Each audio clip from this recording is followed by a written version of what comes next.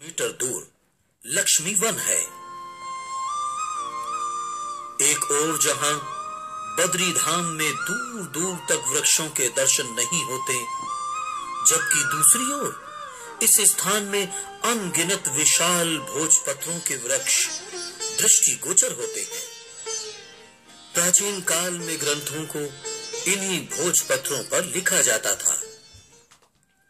कहते हैं, जब 5 पांडव स्वर्ग को चले थे, तब नकुल लक्ष्मी वन तक ही आ पाए थे। यहीं उन्होंने अपना शरीर त्यागा था। जब भक्तों लक्ष्मी वन आया, आगे नकुल ना चल पाया। जब भक्तों लक्ष्मी वन आया, आगे नकुल ना चल पाया। कर ली मृत्यु स्वीकार, सब त्याग दिया संसार। चला पांडव का परिवार, सब त्याग के सुख संसार। अगली सुबह सूर्य की किरणों से नहाई प्रकृति के सौंदर्य को निहार कर पुनः श्रीमन नारायण नारायण हरि भजते हुए स्वर्ग रोहिणी की यात्रा प्रारंभ की जाती है। श्रीमन नारायण नारायण हरि हरि, श्रीमन नारायण नारायण हरि हरि।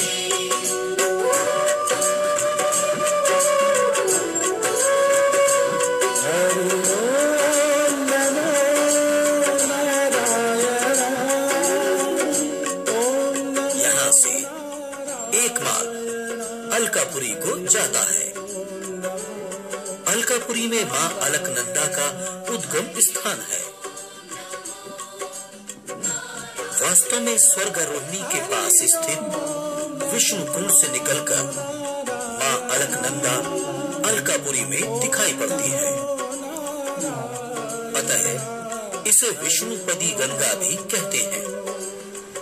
थोड़ा आगे जाने पर सामने हजारों झरनों से सजे इस दीवार नुमा पर्वत को देख मन मंत्र मुग्ध हो जाता है। ये है सहस्त्रधारा। ये वो पावन धाम है जहां 5 पांडवों में से एक सहदेव जी ने अपना देह त्यागा था। चला पांडव का परिवार, सब त्याग के सुख संसार।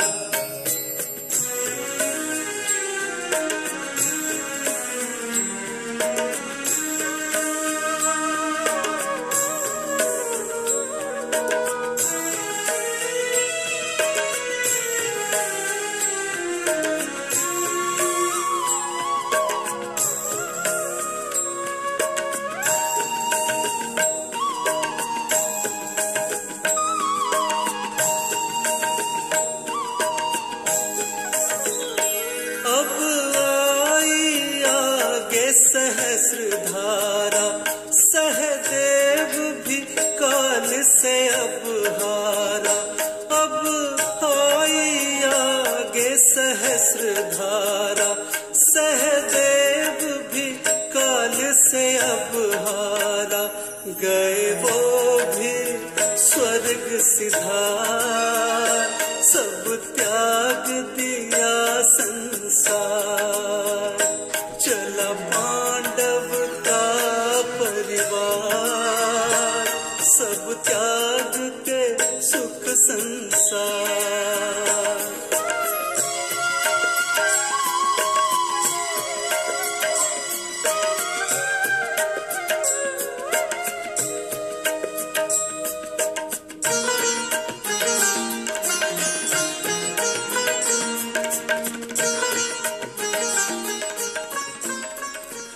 अर्जुन आगे की यात्रा शुरू करें।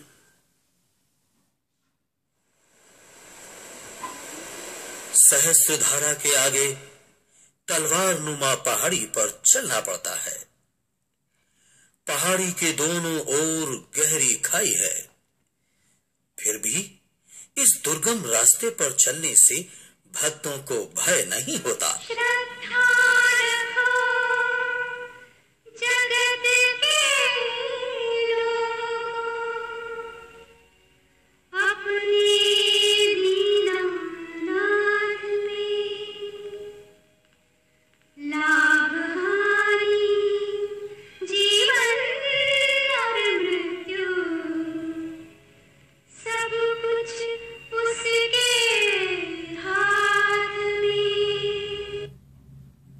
सहस्त्रधारा से लगभग 3 किलोमीटर आगे है चक्र तीर्थ।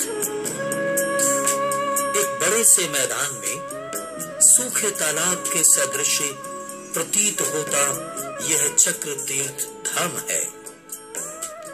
ये वो धाम है जहां अर्जुन ने अपना शरीर छोड़ा था।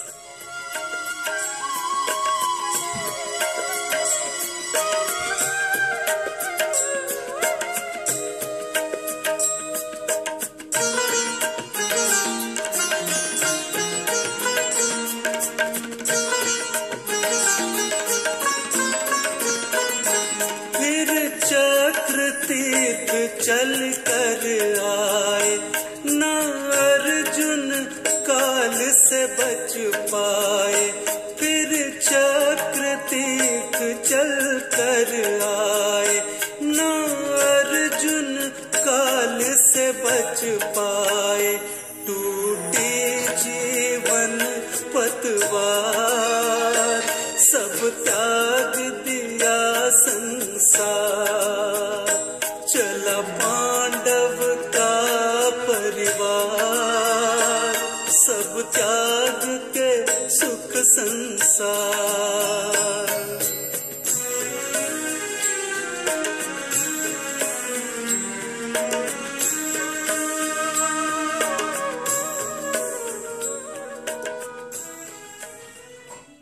यहाँ रात्रि विश्राम किया जाता है।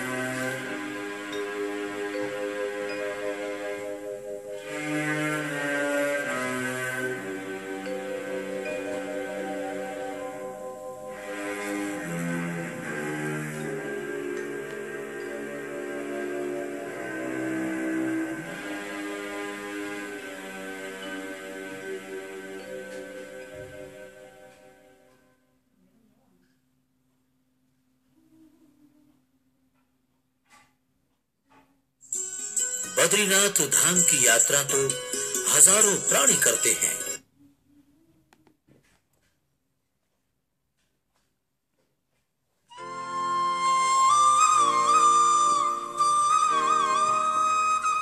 अगले दिन पुनः आगे की यात्रा करने सभी नारायण भक्त चल पड़ते हैं।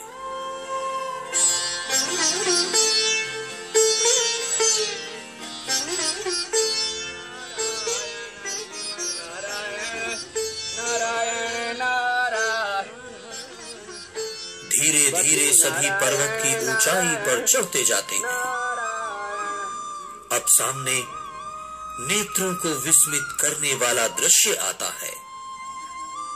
चारों ओर बर्फीली चोटी और इस शिखर से काफी नीचे बादलों का अंबार, अर्थात अब हम बादलों के पार निकल आए हैं।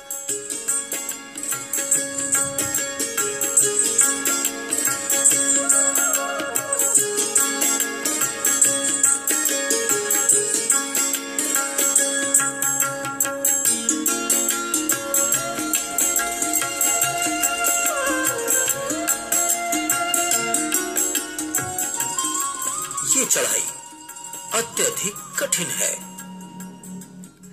14,000 फुट की ऊंची चढ़ाई चढ़ने पर यहां ऑक्सीजन की कमी महसूस होती है।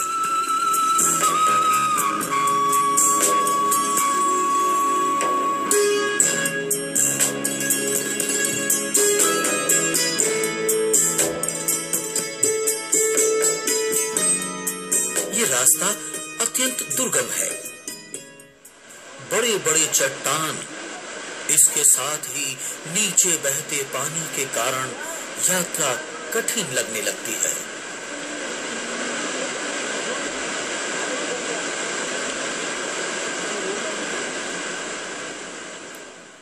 परंतु इस तीर्थ के दर्शन करने वालों को भला कोई कष्ट, कोई बाधा क्या कभी रोक पाएगी?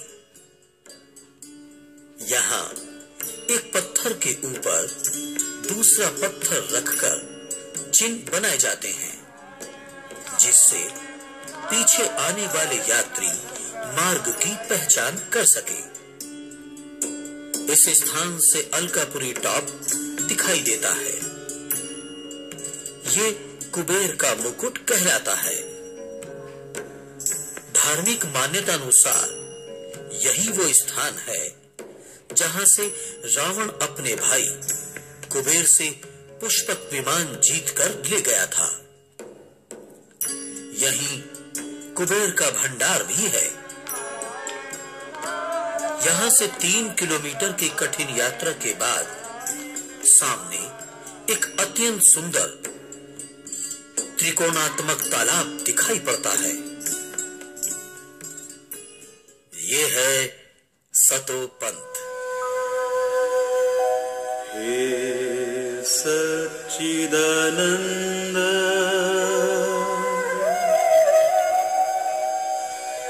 जगदीश्वर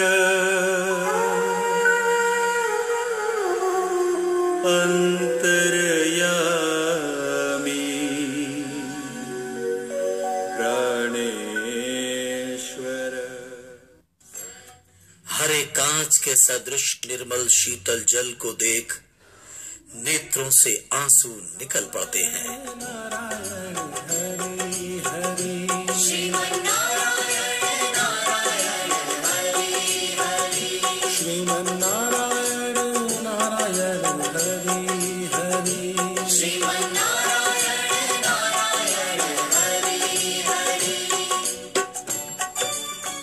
यात्री यहीं विश्राम करते हैं।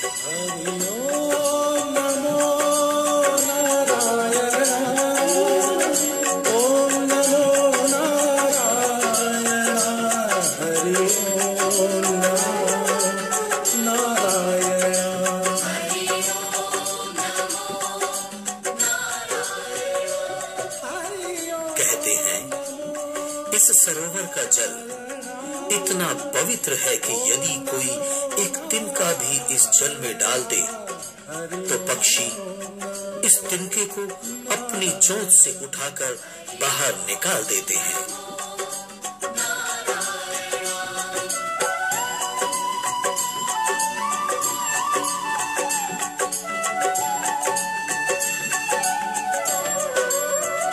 विष्णु नारायण नारायण हरि हरि। विष्णु नारायण नारायण हरि हरि। जपो नारायण नारायण हरि हरि। जपो नारायण नारायण हरि हरि। भजो नारायण नारायण हरि हरि। 5 पांडवों में से भीम ने सतोपंत तक की यात्रा करने के पश्चात यहां अपना देह त्यागा था।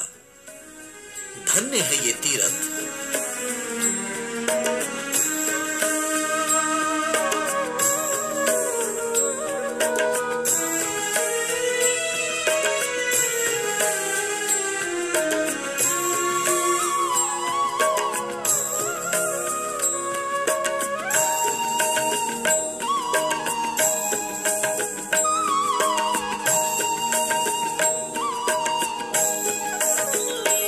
जब सतोपंत भक्तों आया यहाँ भीम काल से टकराया। जब सतोपंत भक्तों आया यहाँ भीम काल से टकराया।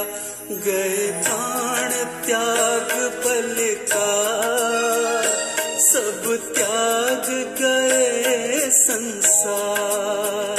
चला पांडव का परिवार, सब त्याग के सुख संसार।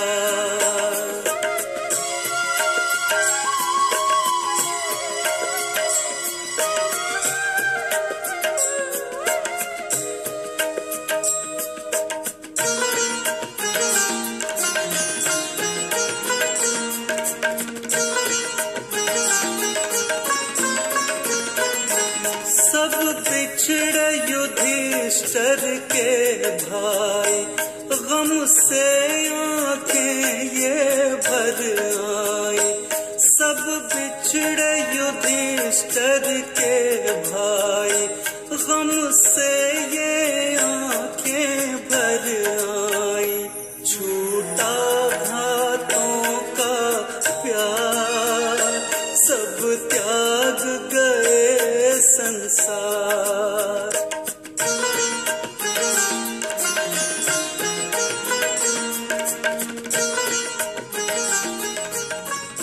स्कंद पुराणानुसार सतोपंथ ही वो स्थान है जहां त्रिदेव ब्रह्मा विष्णु महेश एकादशी के दिन साक्षात स्नान करने आते हैं।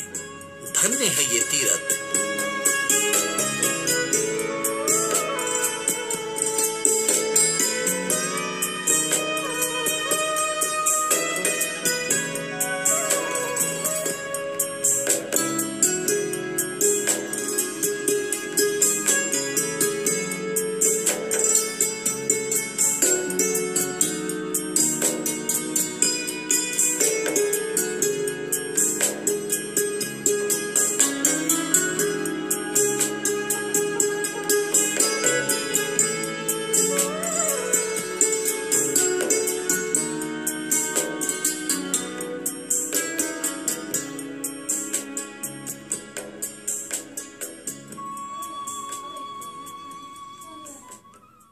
सतोपंथ इसको कहते हैं, माने सत्य का पंथ।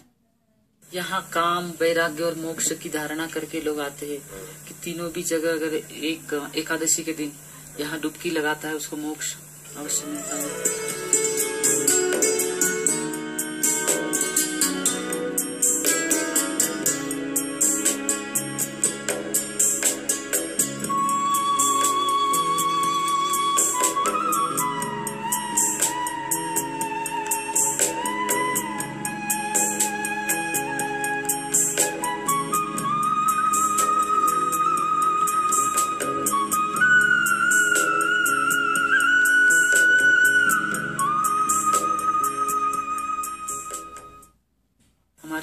महाभारत में भी लिखा है जो 5 पांडव थे यही से स्वर्गारोहणी गए हैं। केवल धर्मराज ही जा सके और उनके साथ एक कुत्ता गया। ऐसे कहते हैं कि कुत्ते को जख्म हुआ था तो धर्मराज तो बहुत दयालु थे, जितने भी साथी थे सब रास्ते में छूट गए, सबका शरीर छूट गया। उसके बाद धर्मराज यहाँ तक पहुंचे तो कुत्ते को काफी जख्म हुआ था। उनके जख्म होने के बाद उनसे देखा नहीं गया कुत्ते का तकलीफ, तो उन्होंने अपनी जांघा को चीर के उसके सारे जो कीड़े हो गए थे उस कुत्ते की टांग में, तो अपने इसमें जांघा फाड़ के उन्होंने उसमें डाल दिए सारे कीड़े। उतर में जहाँ ब्रह्मा जी ब्रह्म मुहूर्त पे आते हैं स्नान करने, 3 बजे का ब्रह्म मुहूर्त होता है, वहां उन्होंने धो लिया वो जख्म कुत्ते का। तो उसमें जो भी कीड़े बाकी थे वो इस पानी में आ गए। मतलब सतोपंथ में 7 देवियां है, श्री है, मेधा है, स्मृति है, लक्ष्मी है, सरस्वती है। ऐसी 7 देवियां यहाँ, इन्हीं का जलाशय था पहले स्नान करने के लिए। तो ये सब कीड़ों की वजह से उनकी आस्था भी ये हो गई कि प्रभु ये क्या हो गया। तो वो 7 देवियों ने यहाँ पे काफी वर्ष तक साधना की और ब्रह्मा विष्णु महेश को प्रसन्न किया। उसके बाद प्रभु ने कहा कि हम एकादशी के दिन, हर एकादशी के दिन तीनों भी देवता यहाँ स्नान करने आएंगे, उनको वचन दिया। इसके बाद वो कीड़े काफी सारे नष्ट हो गए। बाकी तो जलाशय पहले पूरी तरह से भर गया था पहले। तो ऐसा इसका महत्व है। मार्ग में चंद्रकुंड आता है।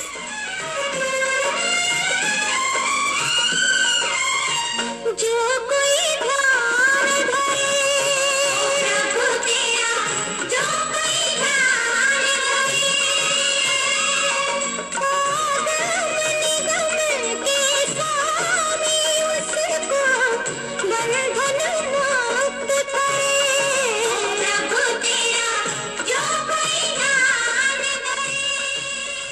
कुंड के उपरांत आता है सूर्य कुंड। यहाँ सूर्य नारायण की उपासना करने वालों को सूर्य के समान तेज की प्राप्ति होती है। सूर्य नारायण नारायण हरि हरि,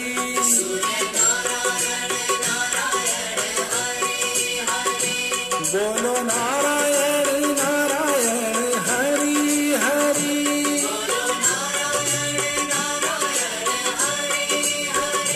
भजन नारायण नारायण हरि हरि,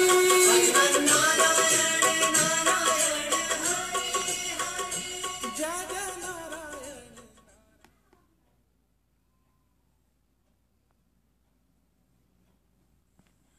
और अब यहाँ से पर्वत की नोक पर संभल संभल कर चलते हुए आगे बढ़ना पड़ता है।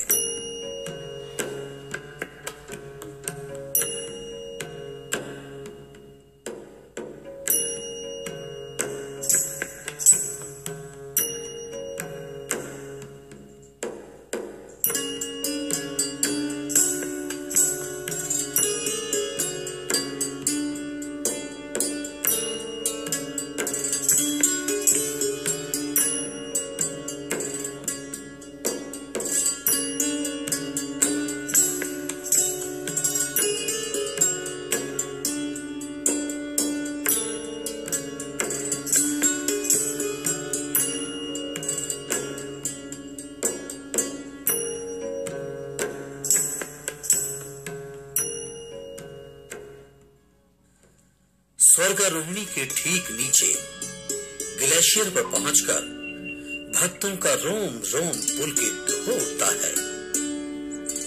कहा जाता है यहाँ कुल 7 सीढ़ियां हैं, परंतु कभी कभी बादलों के कारण इन्हें देखना संभव नहीं हो पाता। यही वो पावन तीर्थ है जहां धर्मराज युधिष्ठिर तथा उनके साथ श्वान के रूप में स्वयं धर्मराज आए थे।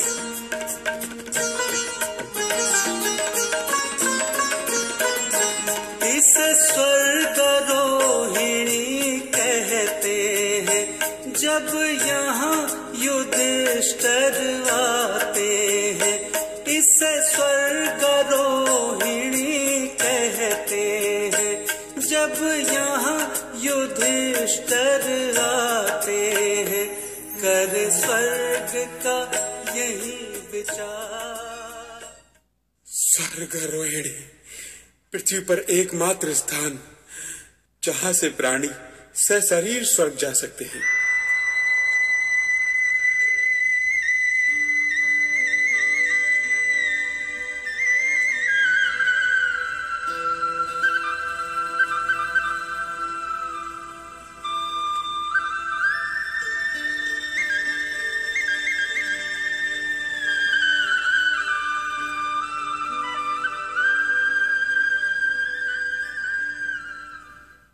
इतनी लंबी यात्रा तय करने के बाद मैं तो ये भी नहीं जानता कि मैं स्वर्ग लोक जा पाऊंगा या नहीं।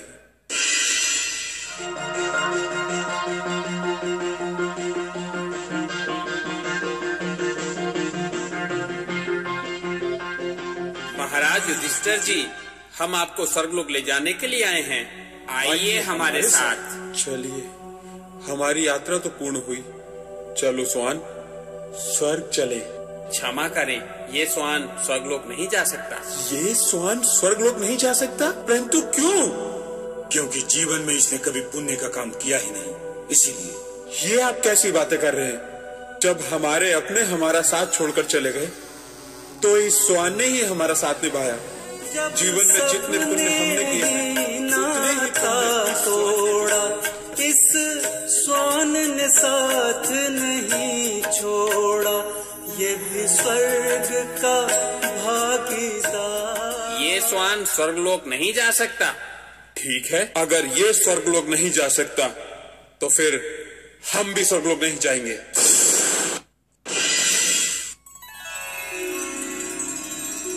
तुम धन्य हो युधिष्ठिर। मैं तो स्वान का रूप धारण कर तुम्हारी परीक्षा ले रहा था और तुम परीक्षा में सफल हुए। आज से तुम धर्मराज युधिष्ठिर के नाम से जाने जाओगे। जब सुनी युधिष्ठिर की वाणी, हुए प्रकट धर्म राजा ज्ञानी। हो आपकी जय जयकार, चलो प्रभु स्वर्ग के द्वार। हो आपकी जय जयकार, चलो प्रभु स्वर्ग के द्वार। हो आपकी जय जयकार, चलो प्रभु स्वर्ग के द्वार। और यही वो पावन स्थान है जहां से प्राणी सशरीर स्वर्ग जा सकता है।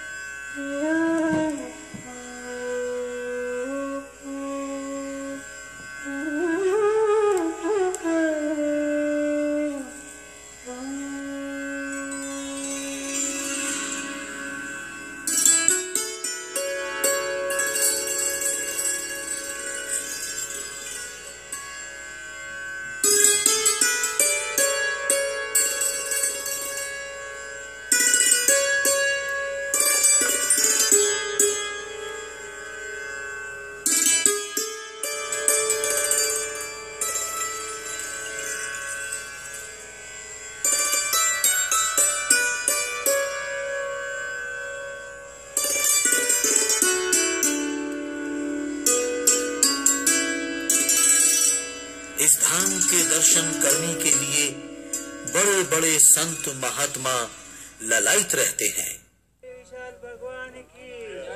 लेकिन जिस पर प्रभु की अत्यधिक कृपा हो, केवल वही इन धामों के दर्शन कर सकता है।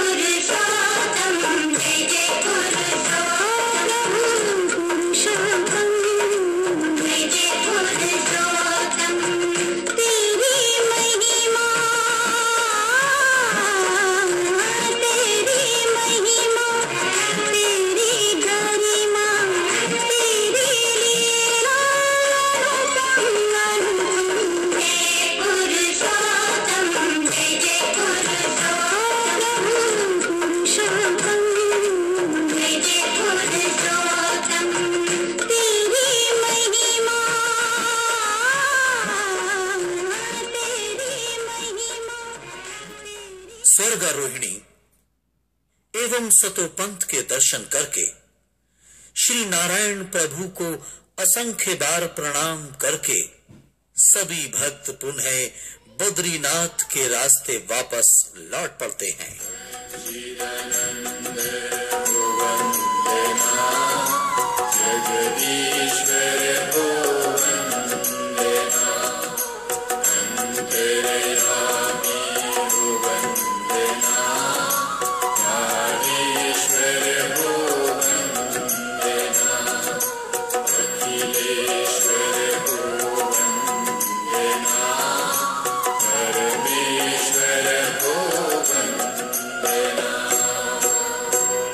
सभी के साथ अब हम यहीं अपनी इस यात्रा का समापन करते हैं।